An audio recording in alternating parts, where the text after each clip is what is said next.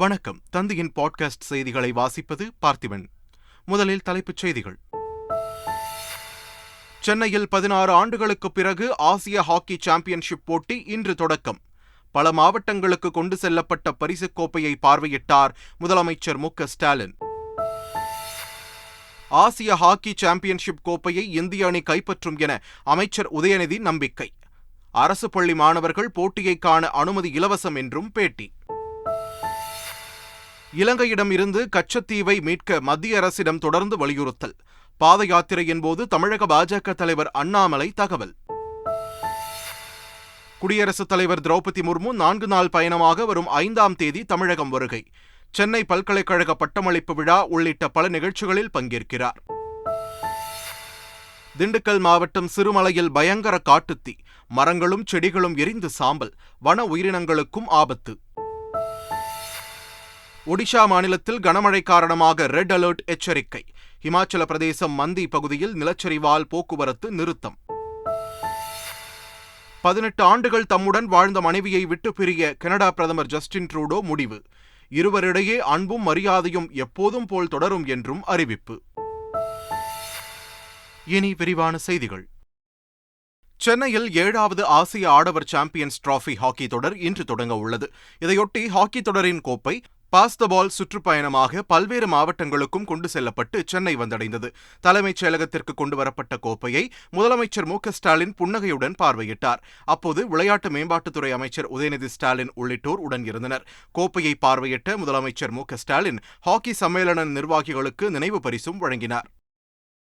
ஆசிய சாம்பியன்ஸ் கோப்பை ஹாக்கி தொடர் போட்டி இன்று தொடங்குவதையொட்டி சென்னை எழும்பூர் மேயர் ராதாகிருஷ்ணன் சர்வதேச ஹாக்கி விளையாட்டு அரங்கில் செய்தியாளர்களை சந்தித்த அமைச்சர் உதயநிதி ஸ்டாலின் ஆசிய சாம்பியன்ஸ் கோப்பை ஹாக்கி போட்டியை காண அரசு பள்ளி மாணவர்களை அழைத்து வர நடவடிக்கை எடுக்கப்பட்டுள்ளதாக கூறினார்.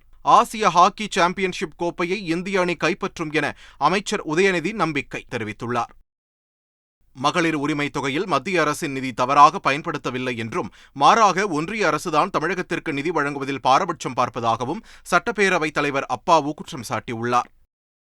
பிராணவாயு சுவாசிக்கும் உபகரணத்திற்கு பதிலாக காகித கப் பயன்படுத்தப்பட்டதாக வெளியான வீடியோ அரசு மருத்துவமனைகளின் அவல நிலையை காட்டுவதாக அதிமுக பொதுச் செயலாளர் எடப்பாடி பழனிசாமி தெரிவித்துள்ளார். அரசு மருத்துவமனைகளில் அடிப்படையாக தேவைப்படும் பிராணவாயு உபகரணங்களை கூட கொள்முதல் செய்யாதது வன்மையாக கண்டிக்கத்தக்கது என்றும், உயிர்காக்கும் பிராணவாயு உபகரணங்கள் அனைத்து அரசு மருத்துவமனைகளிலும் குறைவின்றி கிடைக்க துரிதமான நடவடிக்கைகள் எடுக்க வேண்டும் என்றும் இபிஎஸ் தனது அறிக்கையில் குறிப்பிட்டுள்ளார். உத்திரமேரூர் அரசு மருத்துவமனையில் முகக்கவசத்திற்கு பதிலாக பேப்பர் கப்பை வைத்து சிறுவனுக்கு சிகிச்சை அளித்த விவகாரத்தில் விசாரணை நடத்த உத்தரவிட்டுள்ளதாக மக்கள் நல்வாழ்வுத்துறை அமைச்சர் மா. சுப்பிரமணியன் தெரிவித்துள்ளார். செங்கல்பட்டு மாவட்டம் மானாமதி ஊராட்சியில் இருளர் பழங்குடியின மக்களுக்கு நல்லம்மை ராமநாதன் அறக்கட்டளை மற்றும் ரோட்டரி கிளப் சார்பில் 63 புதிய வீடுகள் கட்டப்பட்டன. ரூபாய் 7.5 கோடி மதிப்பில் கட்டப்பட்ட அந்த வீடுகளை அமைச்சர் உதயநிதி ஸ்டாலின் திறந்து வைத்து பேசினார். அப்போது அவர் திமுக ஆட்சியில் பழங்குடியின மக்கள் வசிக்கும் பகுதிகளில் 135 கோடி ரூபாய் மதிப்பில் சாலை பணிகள் மேற்கொள்ளப்பட்டுள்ளன என்றும், அவர்களுக்கு வருகிற ஆண்டில் ரூபாய் 45 கோடி மதிப்பில் 1500 புதிய வீடுகள் கட்டிக் கொடுக்கப்படும் என்றும் தெரிவித்தார்.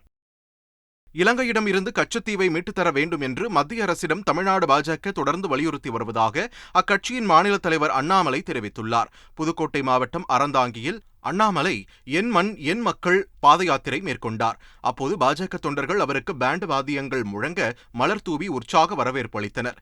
இறுதியாக அறந்தாங்கி பேருந்து நிலையம் அருகே சிறப்புரை ஆற்றிய அவர், பிரதமர் மோடி தமிழ்நாட்டில் பிறக்காத தமிழர் என்றும் உள்நாட்டில் பிரச்சனையில்லாத ஆட்சியை சிறப்பாக நடத்தி வருவதாகவும் பெருமிதம் தெரிவித்தார். கன்னியாகுமரியைச் சேர்ந்த இக்னீஷியஸ் டெலாஸ் புளோரா என்ற பெண் ராணுவத்தில் மேஜர் ஜெனரலாக பதவி பெற்றுள்ளார்.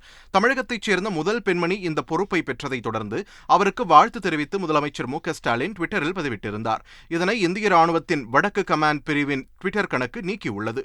இப்பதிவு நீக்கப்பட்டதற்கான காரணம் மற்றும் பின்னணி என்ன என்பது குறித்து கனிமொழி எம்பி ட்விட்டரில் கேள்வி எழுப்பியுள்ளார்.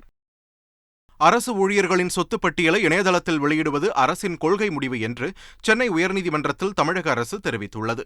அரசு துறைகளில் ஊழலை தடுக்கும் விதமாக அரசு ஊழியர்களின் சொத்து விவரங்களை ஆண்டுதோறும் வெளியிட உத்தரவிடக் கோரி மதுரையைச் சேர்ந்த கே. ரமேஷ் என்பவர் வழக்கு தொடர்ந்தார்.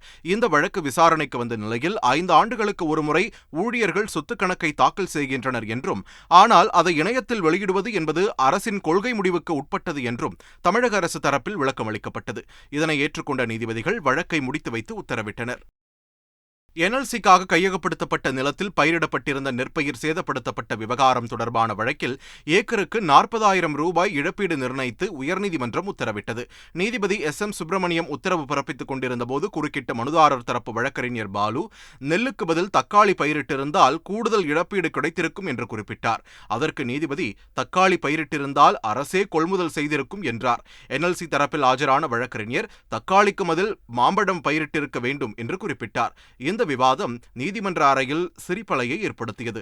இதனிடையே NLC நிறுவனம் நிலம் கையகப்படுத்துவதற்கு எதிர்ப்பு தெரிவித்து நாம் தமிழர் கட்சியின் தலைமை ஒருங்கிணைப்பாளர் சீமான் வரும் 5ஆம் தேதி நெய்வேலியில் நடத்தவிருந்த போராட்டத்திற்கு கடலூர் மாவட்ட காவல்துறை அனுமதி மறுத்துள்ளது. திண்டுக்கல் மாவட்டம் சிறுமலையில் காட்டுத்தீ மளமளவென எரிந்து வருகிறது.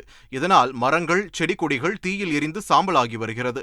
வன உயிரினங்கள் இடம்பெயரும் சூழலால் தீயணைப்பு மற்றும் வனத்துறையினர் இணைந்து தீயை கட்டுப்படுத்த பணிகள் மேற்கொண்டு வருகின்றனர்.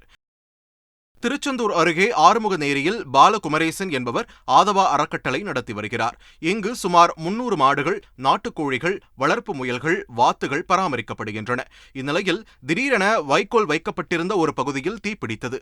மளமளவென தீ பரவியதால் தீயணைப்பு வீரர்கள் விரைந்து வந்து தீயை அணைக்க போராடினர். இதுகுறித்து ஆறுமுகநேரி காவல்துறையினர் தீவிர விசாரணை நடத்தி வருகின்றனர்.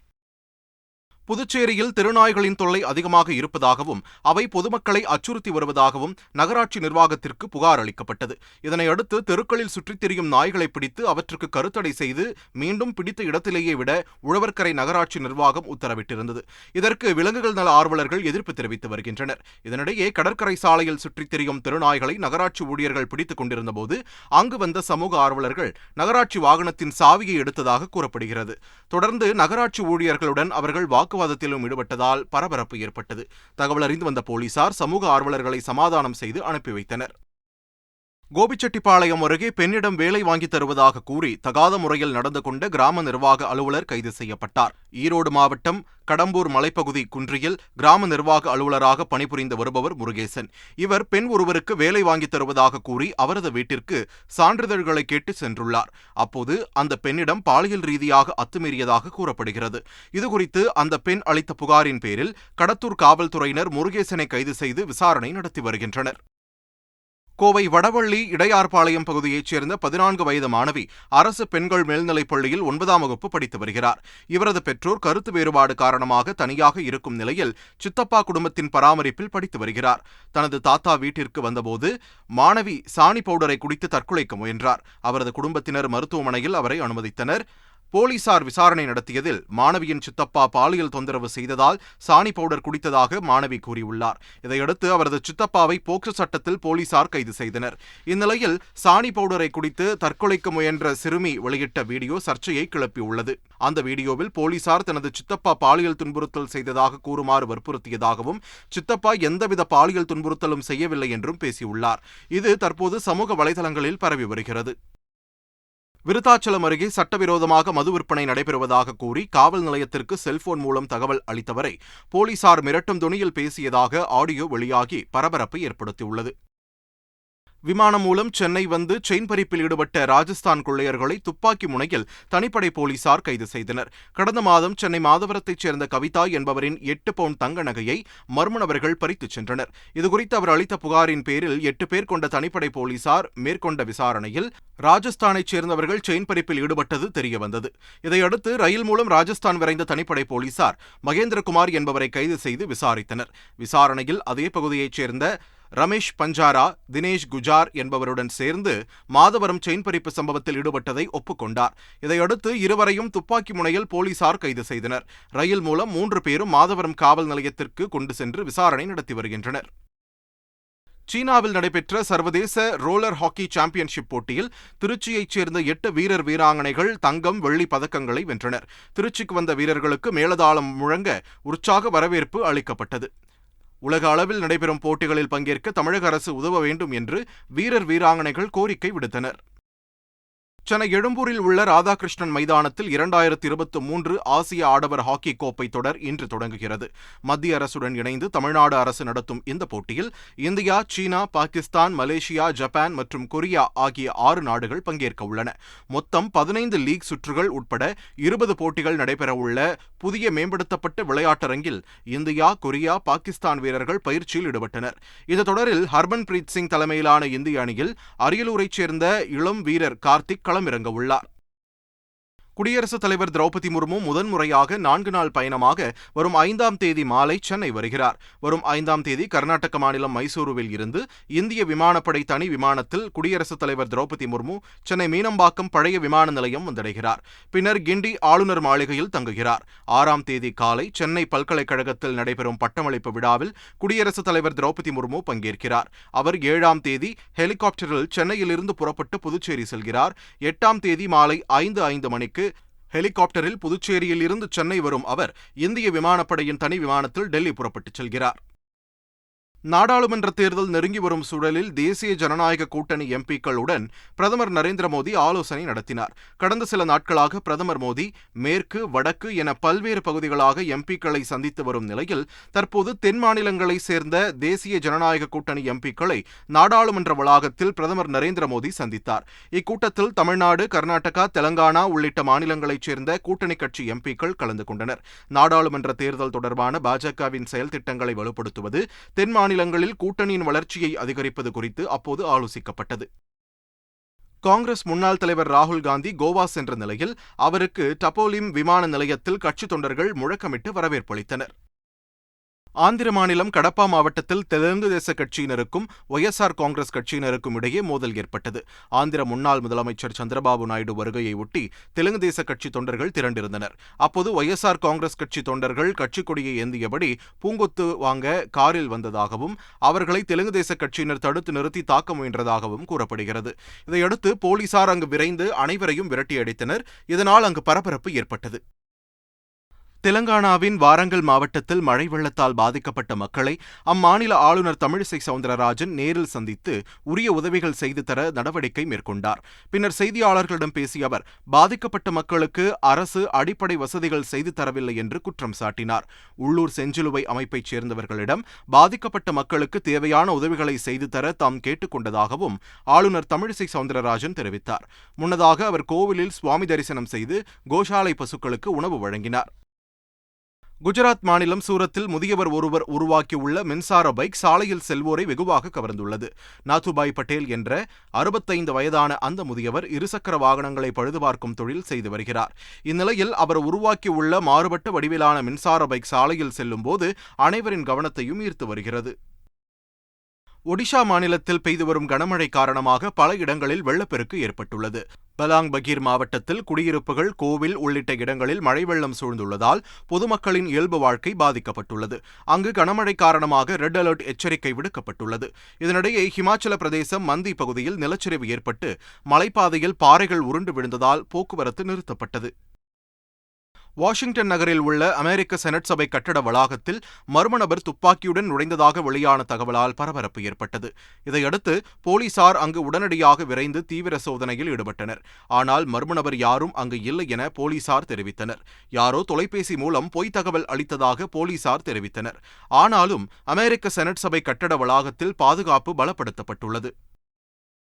கனடா பிரதமர் ஜஸ்டின் ட்ரூடோ தனது மனைவியை விட்டு பிரிவதாக அறிவித்துள்ளார். கடந்த 2005ஆம் ஆண்டு சோஃபி கிரெகோயர் என்பவரை 52 வயதாகும் ஜஸ்டின் ட்ரூடோ திருமணம் செய்து கொண்டார். அவர்களுக்கு 3 குழந்தைகள் உள்ளனர். இந்நிலையில் பல அர்த்தமுள்ள கடினமான பேச்சுவார்த்தைகளுக்கு பின் தானும் மனைவியும் பிரிந்து வாழ முடிவு செய்துள்ளதாக கனடா பிரதமர் தமது பதிவில் குறிப்பிட்டுள்ளார். ஆனாலும் தங்கள் இருவரிடையே அன்பும் மரியாதையும் எப்போதும் போல் தொடரும் என்றும் அவர் தெரிவித்துள்ளார். குழந்தைகளின் எதிர்கால நலனை கருத்தில் கொண்டு தங்கள் இருவரின் பிரிவுக்கு அனைவரும் மதிப்பளிக்க வேண்டும் என்றும் கனடா பிரதமர் ஜஸ்டின் ட்ரூடோ உருக்கமான பதிவிட்டுள்ளார். இதன் மூலம் அவரது 18 ஆண்டு கால திருமண வாழ்க்கை முடிவுக்கு வந்துள்ளது. மீண்டும் தலைப்புச் செய்திகள். சென்னையில் 16 ஆண்டுகளுக்கு பிறகு ஆசிய ஹாக்கி சாம்பியன்ஷிப் போட்டி இன்று தொடக்கம். பல மாவட்டங்களுக்கு கொண்டு செல்லப்பட்ட பரிசுக் கோப்பையை பார்வையிட்டார் முதலமைச்சர் மு.க. ஸ்டாலின். ஆசிய ஹாக்கி சாம்பியன்ஷிப் கோப்பையை இந்திய அணி கைப்பற்றும் என அமைச்சர் உதயநிதி நம்பிக்கை. அரசு பள்ளி மாணவர்கள் போட்டியை காண அனுமதி இலவசம் என்றும் பேட்டி. இலங்கையிடம் இருந்து கச்சத்தீவை மீட்க மத்திய அரசிடம் தொடர்ந்து வலியுறுத்தல். பாத யாத்திரையின் போது தமிழக பாஜக தலைவர் அண்ணாமலை தகவல். குடியரசுத் தலைவர் திரௌபதி முர்மு 4 நாள் பயணமாக வரும் 5ஆம் தேதி தமிழகம் வருகை. சென்னை பல்கலைக்கழக பட்டமளிப்பு விழா உள்ளிட்ட பல நிகழ்ச்சிகளில் பங்கேற்கிறார். திண்டுக்கல் மாவட்டம் சிறுமலையில் பயங்கர காட்டுத்தீ. மரங்களும் செடிகளும் எரிந்து சாம்பல். வன உயிரினங்களுக்கும் ஆபத்து. ஒடிஷா மாநிலத்தில் கனமழை காரணமாக ரெட் அலர்ட் எச்சரிக்கை. இமாச்சல பிரதேசம் மந்தி பகுதியில் நிலச்சரிவால் போக்குவரத்து நிறுத்தம். 18 ஆண்டுகள் தம்முடன் வாழ்ந்த மனைவியை விட்டு பிரிய கனடா பிரதமர் ஜஸ்டின் ட்ரூடோ முடிவு. இருவரிடையே அன்பும் மரியாதையும் எப்போதும் போல் தொடரும் என்றும் அறிவிப்பு. இத்துடன் தந்தையின் பாட்காஸ்ட் செய்திகள் நிறைவு பெறுகின்றன. வணக்கம்.